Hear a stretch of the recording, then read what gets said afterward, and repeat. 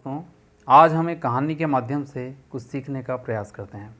ये कहानी हमने बचपन में पढ़ी हुई है, आपने भी पढ़ी हुई होगी। ये प्राथमिक स्कूल के सिलेबस में मिल सकती हैं, ये नैतिक शिक्षा में मिल सकती हैं और ये बहुत ही खूबसूरत, बहुत ही सिंपल स्टोरी है। स्टोरी का नाम है खरगोश और कछुए की दौड़। बहुत आसान सी स्टोरी है। इसमें कछुए और खरगोश के बीच में रेस होती हैं।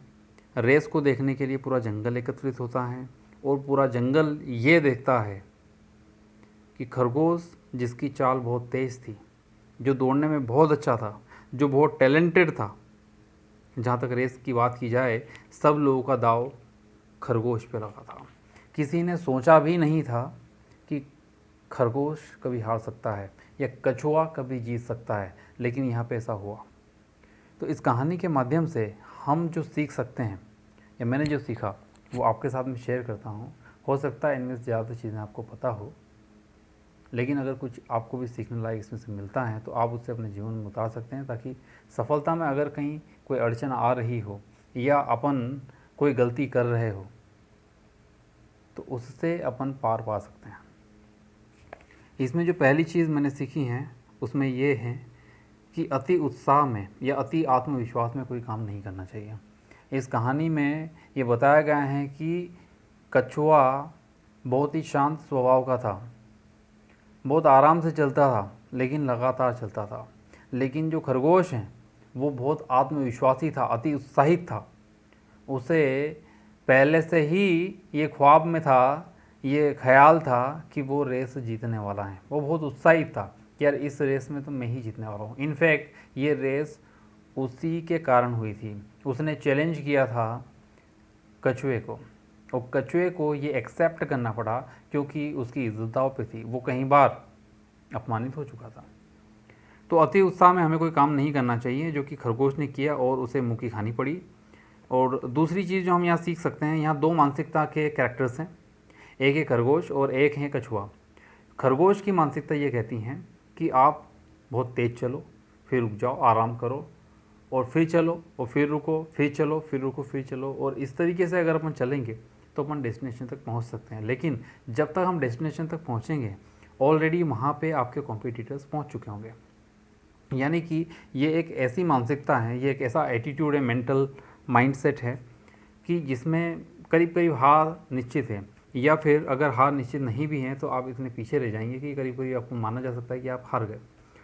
और दूसरा है एक ऐसी मानसिकता जो लगातार काम करती है, एक ऐसी मानसिकता जो कांस्टेंट वर्क करती है और तब तक नहीं रुकती जब तक कि उसको लक्ष्य नहीं मिल जाता। ये मानसिकता थी पॉजिटिव मानसिकता, पॉजिटिव एटीट्यूड, और दूसरी मानसिकता थी निगेटिव एटीट्यूड, जो कि खरगोश के पास था। तीसरी चीज़ जो यहाँ पर हम सीख सकते हैं वो ये कि हमें आराम तभी करना चाहिए जब हमें लक्ष्य मिल चुका हो। तो टोरटोइज ने यहाँ ऐसा किया। कछुए ने क्या किया? कछुआ चलता रहा, चलता रहा, चलता रहा। उसे नहीं पता था कि खरगोश एक दिन सो भी सकता है या खरगोश आगे जा कर के आराम भी कर सकता है। उसे नहीं पता था। वो अपनी चाल से चल रहा था। वो अपनी चाल से चलते चलते चलते चलते उसको कॉन्फिडेंट था कि वो रेस कम से कम कंप्लीट करेगा। लेकिन ऐसा हुआ कि वो जब लगातार चलते रहा तो वो रेस को जीत गया। क्यों? क्योंकि उसके जो कॉम्पिटिटर्स थे उन्होंने शुरुआती दौर में काफ़ी चाल अच्छी रखी, लेकिन बीच में उन्होंने रेस्ट ले लिया, और इतना रेस्ट ले लिया कि वो डिस्ट्रैक्ट हो गए। जो चीज़ें उनको हासिल करनी थी उसके बारे में उनका ख्याल बदल गया, या यूँ कहें कि वो भूल गए अपने ड्रीम को, या यूँ कहें कि जब तक उन्होंने लक्ष्य नहीं प्राप्त किया था उसके बीच में उनका जो ध्यान है वो भटक गया। तो हमें इन चीज़ों से बचना चाहिए।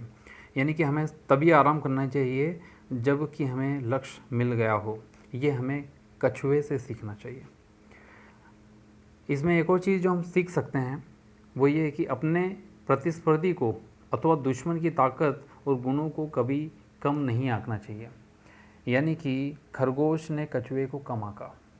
खरगोश की अपनी खासियत थी कि वो बहुत तेज़ दौड़ लेता था, लेकिन वो बहुत लंबी दूरी भी तय कर लेगा इसका कोई अंदाज़ा नहीं लगा सकता था, या ऐसा वो कर पाएगा इसकी भी कोई गारंटी नहीं थी। क्योंकि लंबी दूरी तय करने में और ज़्यादा तेज़ दौड़ने में बहुत अंतर है।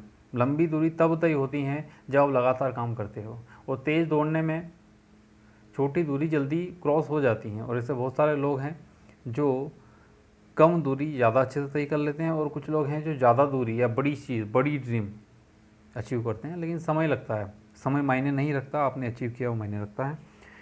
तो यहाँ पे खरगोश ने गलती करी कि उसने कछुए के जो गुण हैं, कछुए के जो प्लस पॉइंट्स थे, उसको इग्नोर करा, उसको कम आंका। लेकिन कछुए ने नहीं आंका, कछुए ने अपने प्लस पॉइंट पे काम किया। उसको पता था कि वो हारेगा जीतेगा पता नहीं, लेकिन उसको इतना पता था कि वो अगर लगातार चलते रहेगा तो एक दिन वो पहुंच जाएगा, या एक समय ऐसा आएगा जब वो क्रॉस कर देगा फिनिशिंग लाइन को। अगली चीज़ जो अपन यहाँ से सीख सकते हैं उसमें ये कि सब के अंदर कुछ ना कुछ विशेषता होती है। यानी कि खरगोश के अंदर एक प्लस पॉइंट था कि वो जल्दी रेस दौड़ सकता है, यानी कि उसकी स्पीड अच्छी है, उसकी मैक्सिमम स्पीड ऑब्वियसली ज़्यादा होगी, लेकिन उसकी जो एवरेज स्पीड है वो कम थी यहाँ पे।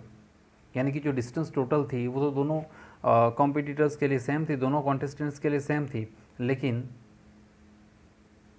लिया गया समय खरगोश का ज़्यादा था। क्यों? क्योंकि उसने बीच में रेस्ट कर लिया था, वो समय उसका वहाँ पे वेस्ट हुआ। कछुआ लगातार चलते रहा, उसने वही दूरी कम समय में तय कर ली।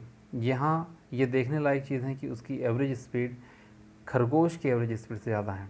मैक्सिमम स्पीड खरगोश की ज़्यादा है, लेकिन कछुए की एवरेज स्पीड ज़्यादा है। तो हमें अगर लगातार अपन काम करते हैं तो अच्छे अच्छे टैलेंटेड लोगों को या अच्छे अच्छे कॉम्पिटिटर्स को अपन कंपटीशन से बाहर कर सकते हैं। यहाँ पे कंसिस्टेंसी की इम्पोर्टेंस बताई गई है और कांस्टेंट एफर्ट्स की विशेषता बताई गई है।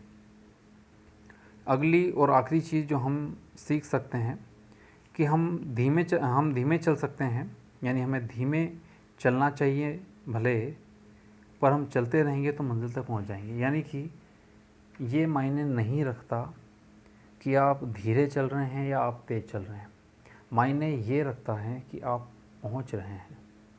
अगर आप धीरे भी चल रहे हैं और कोई अगर तेज़ चल रहा है, ये ज़रूरी नहीं है कि वो पहुंच जाएगा और आप नहीं पहुंच पाओगे। लेकिन अगर आप चलते रहे तो ये कंफर्म है कि आप एक दिन पहुंच जाओगे।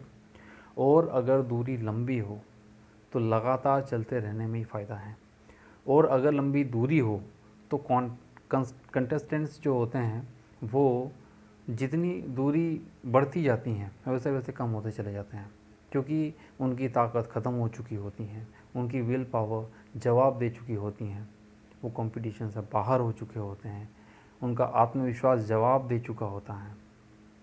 लंबी दूरी तय करने के लिए वक्त लगता है। लगातार एफर्ट्स लगाते रहें, लगातार प्रयास करते रहें, कंसिस्टेंट रहें, रोज़ थोड़ा थोड़ा काम करें, लेकिन करते रहेंगे तो एक दिन बड़े से बड़ी चीज़, बड़े से बड़ा डेस्टिनेशन, बड़े से बड़ी मंजिल हम लोग अचीव कर सकते हैं। तो ये कुछ चीज़ें थी जो मैंने इस स्टोरी से सीखी, और भी बहुत सारी स्टोरीज़ इस तरीके की हम लाएंगे इस चैनल पर। हो सकता है कि आप इसके अतिरिक्त भी इन कहानियों से कुछ सीखे हों।